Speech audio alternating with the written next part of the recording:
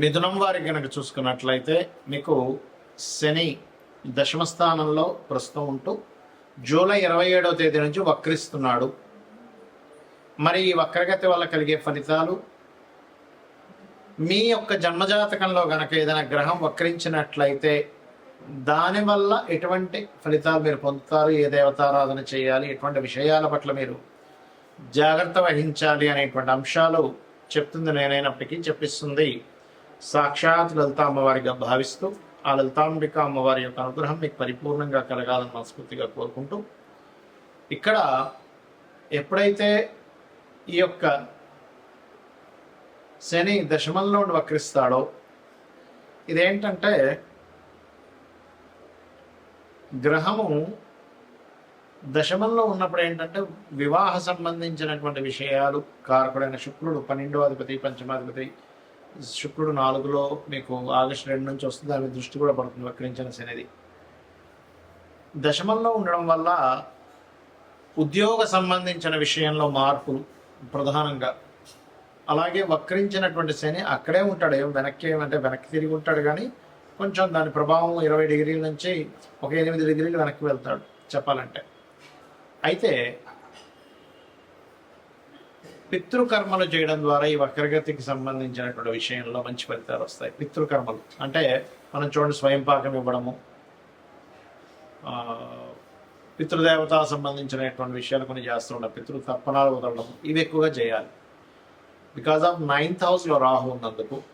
కాకపోతే ఇక్కడ ఉన్నత విద్యల కోసం విదేశాలకు వెళ్ళేదని ఎంఎస్ లాంటివి చేస్తూ ఉంటారు. అటువంటి వాటికి చాలా మంచిది. శుక్రుడు మీకు 4వ భావంలో ఆగస్టు 2వ తేదీ నుంచి ఉంటున్నాడు. ఇప్పుడు ప్రస్తుతం మీకు కేతుతో పాటు ఉన్నాడు శుక్రుడు. దీనివల్ల ఏంటంటే కొంచెం స్త్రీలతో ఏదైనా మాట్లాడేటప్పుడు, కమ్యూనికేట్ చేసేటప్పుడు కొద్దిగా జాగ్రత్తగా ఉండండి. ఎప్పుడైతే 4వ భావంలోకి ఆగస్టు 2 నుంచి వెళ్తున్నాడో, ఇక్కడ కలిగేటువంటి ఫలితాలు, ఏదైనా ప్రాపర్టీ తీసుకుంటున్నాము లేదా వాహనం మీద వెళ్తున్నాము, అతివేగం పనికిరాదు, ఇన్వెస్ట్మెంట్ చేస్తున్నాము ఏదైనా ప్రాపర్టీ మీద, లేదా ఏదైనా బిజినెస్ మీద ఇన్వెస్ట్మెంట్ చేస్తున్నాం, బికాజ్ ఆఫ్ బిజినెస్ సైన్లో ఉండేటువంటి శుక్రుడు. కాబట్టి ఈ యొక్క విషయాల పట్ల కాస్త జాగ్రత్తగా ఉండాలి. మీరు ఎక్కువగా అమ్మవారి ఆలయాలకు అక్కడ ఏదైనా సేవ చేయండి, అన్ని విధాలు బాగుంటుంది. భృగునందనాడి అనేటువంటి శాస్త్రం పరంగా ఒక గ్రహం వక్రించి ఉంది మీ పర్సనల్ చార్ట్లో అనుకుంటే, అది ఊరికనే వక్రించడం అని కాదు, మీరు ఆ సమయంలో ఎందుకు పుట్టారు అంటే గురువు వక్రించాడు, లేదా శని వక్రించాడు, శుక్రుడు బుధుడు లేదా కుజుడు వక్రించాడు, మిగతా రాహుకేతువులు రవిచంద్రులు అయితే వక్రించడం చెప్పాం.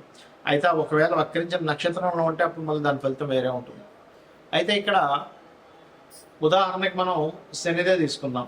ఎవరి పర్సనల్ చార్ట్లో అయినా శని గ్రహం కనుక వక్రించినట్లయితే రూల్ నెంబర్ 1, అది ఏ రాశిలో ఉండి వక్రించింది, వక్రించినప్పుడు వెనక రాశి ఫలితాలు ఇస్తుంది. వెనక రాశుల్లో 1, 5, 9లో ఏ గ్రహాలు ఉన్నాయి ఇది చూడాలి.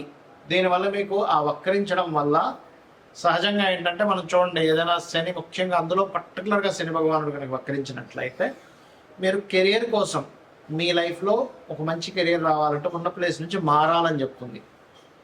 మారిన తర్వాత ఎక్కువ సఫర్ అయి మీరు సక్సెస్ అవుతారా లేకపోతే ఈజీగా సక్సెస్ అవుతారా అనేది ఇట్స్ డిపెండ్ ఆన్ మీ పర్సనల్ చార్ట్లో శనికి వెనక రాసుల నుంచి ఉండే గ్రహాల యొక్క స్థితిని బట్టి ఆధారపడి ఉంటుంది. గుర్తుపెట్టుకోండి. వక్రించి ఉచ్చ స్థానంలోకి వెళ్తున్నాడు, వక్రించి నీచంలోకి వెళ్తున్నాడు. ఇప్పుడు ఉదాహరణకి శని వృషభంలో ఉండి వక్రించి నీచంలోకి వెళ్తున్నాడు, ఇట్స్ నాట్ గుడ్. బట్ అదే ధనుస్సులో ఉండే వృశ్చికంలో ఉండే శని వక్రించాడు, అప్పుడు ఉచ్చ స్థానంలోకి వెళ్తాడు. అంటే ఉచ్చమా నీచమా ఏ గ్రహం వక్రించినా వెళ్ళి ఏ రాసులతో కనెక్ట్ అవుతుంది, ఏ గ్రహాలతో కనెక్ట్ అవుతుంది, ఎటువంటి విషయాలను సూచిస్తుంది అనే విషయాన్ని చూసుకోవాలి. సో ఫస్ట్ ఆఫ్ ఆల్ శని అనేది కర్మకారకుడు. రెండు జాబులు చేయడం, లేకపోతే ఉన్న జాబ్ కోసం వేరే ప్రాంతానికి వెళ్తే సక్సెస్ అవ్వడం అనేటువంటిది ఇస్తుంది, గుర్తుపెట్టుకోండి. ఇక రెండవది గురువు. మీ జన్మజాతకంలో గురువు వక్రించాడు అంటే గురుసేవ బ్యాలెన్స్ ఉండిపోయింది. ఇక్కడ పూర్వజన్మల్లో మనం ఎక్కడో గురువుకి సమ్ మిస్టేక్స్ చేసాం, అజ్ఞానంలోనో ఏదో భయపడుతూనో సంథింగ్ ఎక్కడో మిస్టేక్ జరిగింది. అంటే కొన్నిసార్లు మనం తెలియకుండానే, కొంతమందికి తెలియకుండానే జరిగిపోతుంటాయి, మన కోరికల వల్ల లేకపోతే మన ఇష్టాల వల్ల, మనం అనుకునేటువంటి కొన్ని పనుల వల్ల ఏదో అలా గురువు విషయంలో కూడా ఏదో తప్పిదం జరిగింది. దాన్ని ఫుల్ఫిల్ చేసుకోవడానికి వచ్చారు భూమి మీదకి అర్థం చేసుకొని వీలైనంత మందికి ఆధ్యాత్మిక చింతనలో ఉండడము, సంతానం విషయంలో కూడా. ఎందుకంటే గురువు సంతానానికి కూడా కారకుడు, రవి గురువు. సంతానానికి సంథింగ్ ఏదో బ్యాలెన్స్ ఉన్నాము, మనము చేయవలసింది ఉంది. కొన్నిసార్లు చూడండి కొంతమంది ఇళ్లలో ఏంటో వీళ్ళ సంతానాన్ని కూడా ఇదే చూసుకుంటున్నాడు, ఇంకా వాళ్ళకి సెటిల్ అవ్వలేదు అంటుంటారు. ఇక్కడ ఏంటంటే రెండు విషయాలు, ఒకటి వాళ్ళ జాతకాల్లో సెటిల్మెంట్ లేట్ ఉంటుంది, సమ్ టైమ్స్ వీళ్ళకి ఇంకా రుణం ఉంటుంది వాళ్ళకి చేయాల్సినవి, అంతా రుణానుబంధ రూపేణ పశుపక్ష సుతాలయ అంటూ ఉంటాం. సో అదేవిధంగా జ్ఞానము, జ్ఞాన సంబంధించిన దేవతా సంబంధించినవి షేర్ చేయడం వేరే వాళ్ళకి ఇది చేస్తుండాలి జూపిటర్ వక్రించినట్లయితే.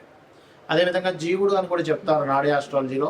అది వక్రించినప్పుడు ప్రదేశం మారితే కూడా మంచిదా కాదా అనేది డిపెండ్ ఆన్ గురువు వెనక రాసుల్లో ఉండే గ్రహస్థితిని పరిశీలన చేయాలి. ఇక శుక్రుడు వక్రించాడు, ఒకటి గుర్తుపెట్టుకోండి, శుక్రుడు కనుక ఎప్పుడైనా మీకు వక్రించాడు అంటే మీ యొక్క జీవితంలో వివాహం అనేటువంటి విషయం ఖచ్చితంగా అది సప్తమంలో ఉండి వక్రించినట్లయితే వివాహం విషయం ఒకళ్ళని అనుకొని మిస్ అయ్యి మళ్ళీ ఇంకోటి చేసుకోవడం జరుగుతూ ఉంటుంది. అలాగే అనుకున్నామండి దగ్గర దాకా అనుకున్నాం, మిస్ అయిపోయింది, లేకపోతే ఒక్కోసారి వివాహం అయి కూడా మళ్ళీ వాళ్ళు వద్దని కూడా వదిలేయడం లాంటివి జరుగుతుంటాయి ఎక్కువగా.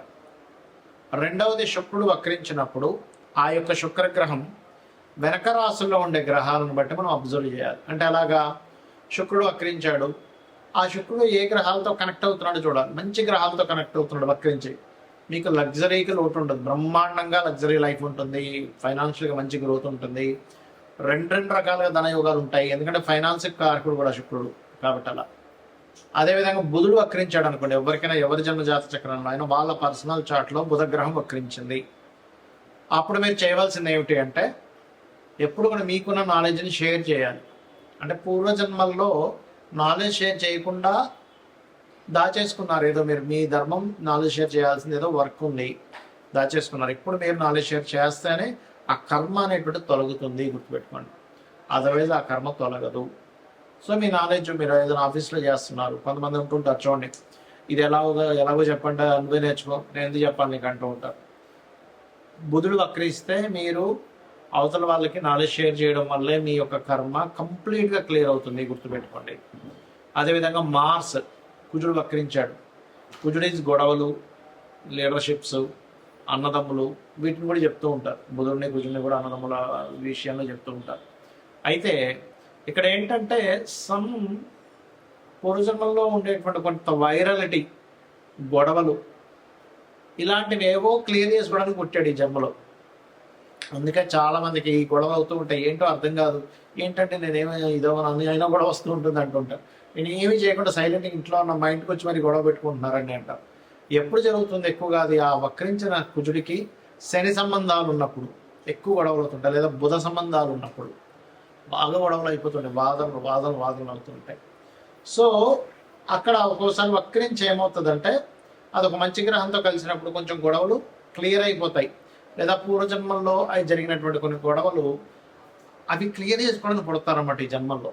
సో వక్రగతి మీనింగ్ ఏంటంటే మీరు మరలా ఆ యొక్క కర్మని క్లియర్ చేసుకోవడానికి పుట్టారు, అది ఏ రకంగా క్లియర్ చేసుకోవాలి అనేటువంటి చెప్తుంది మన ఆస్ట్రాలజీ, జ్యోతిష్ శాస్త్రం. అలాగే ఇక్కడ మనం ఇందాక చెప్పుకున్నాం, రాహుకేతువులు అయితే ఎప్పుడు వక్రించే ఉంటాయి, ఎందుకంటే వక్రగతిలో తిరుగుతున్నారు. గ్రహాలని మేషం, వృషభం, మిథునం, కర్కాటకం ఇలా క్లాక్ వైజ్లో తిరుగుతూ ఉంటాయి, రాహుకేతులు మాత్రం యాంటీ క్లాక్ వైజ్లో తిరుగుతుంటాయి. అంటే ఏంటి, మేషం నుంచి మీనం, కుంభం, మకరం, ధనస్సు, వృశ్చికం, తుల, కన్య, సింహం, కర్కాటకం, మిథునం, వృషభం ఇలా యాంటీ క్లాక్ వైజ్లో తిరుగుతుంటాయి.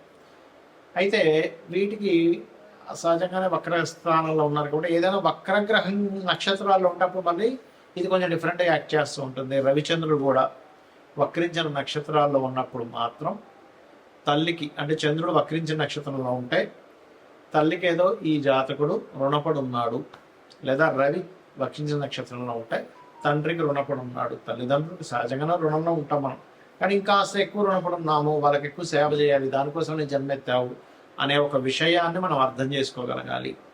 అయితే జాతచక్రం మీకు తెలిసినా తెలియని ఎలా ఉన్నా రోజు ఉదయం సాయంత్రం లలిత గనక చేసుకోగలిగితే, లలిత సహస్రనామాలు గనక చేసుకోగలిగితే మన పూర్వజన్మ కర్మ తొలగిపోతుంది. ఖచ్చితంగా మనం ఆనందంగా హ్యాపీగా ఉండేటువంటి లైఫ్ లీడ్ చేయగలుగుతాం. శ్రీమాత్రే నమః.